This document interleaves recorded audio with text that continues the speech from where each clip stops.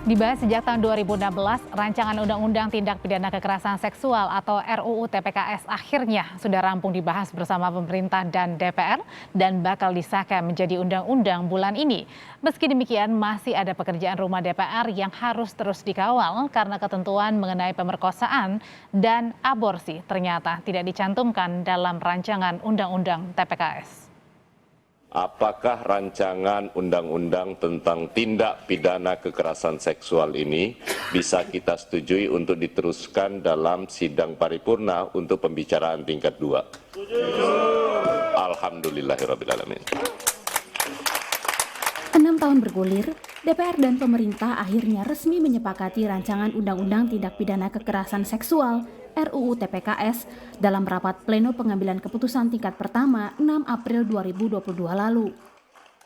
Meski demikian, dengan pertimbangan yang panjang, rancangan undang-undang yang hanya tinggal selangkah lagi disahkan ini disepakati tanpa memuat ketentuan mengenai pemerkosaan dan aborsi, karena akan diatur secara detail atau sudah diatur dalam undang-undang lain.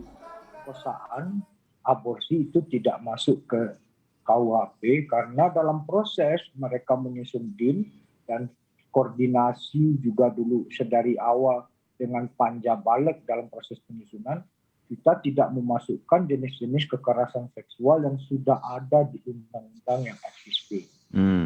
Jangan kemudian ini mencederai pencapaian-pencapaian yang saya bilang tadi, rusak susu sebelanga gara-gara nilai statistik. Meski demikian, pemerkosaan dan pemaksaan aborsi tetap dimasukkan dalam definisi kekerasan seksual yang diakui dalam RUU Tindak Pidana Kekerasan Seksual. Selain itu, RUU ini juga memuat lebih detail dan eksplisit tentang hukum acara tindak pidana kekerasan seksual, termasuk bagaimana seharusnya polisi menangani kasus kekerasan seksual. Ini bukan cuma untuk kita mau lebih tinggi hukuman kayak gimana, bukan ya. Tapi yang lebih penting adalah bagaimana juga menangani dan fokusnya pada penanganan utamanya untuk kepentingan korban.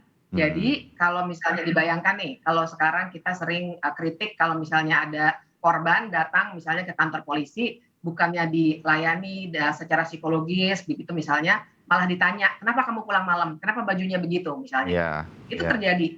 Nah, dengan RUU TPKS ini itu semua diubah, Mas Bayu. Jadi itu yang menurut saya sangat-sangat penting yang menyebabkan banyak kita semua menghargai Mas Willy kawan, karena untuk elemen korbannya itu pemihakan pada korban justru masuk.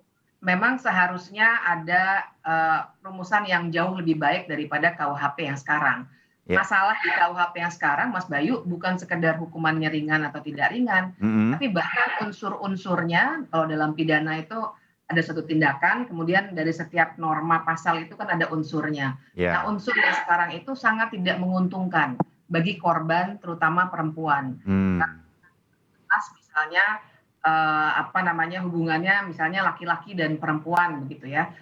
Padahal kita tahu dalam praktik yang namanya perkosaan itu juga bisa mencakup misalnya terhadap anak laki-laki.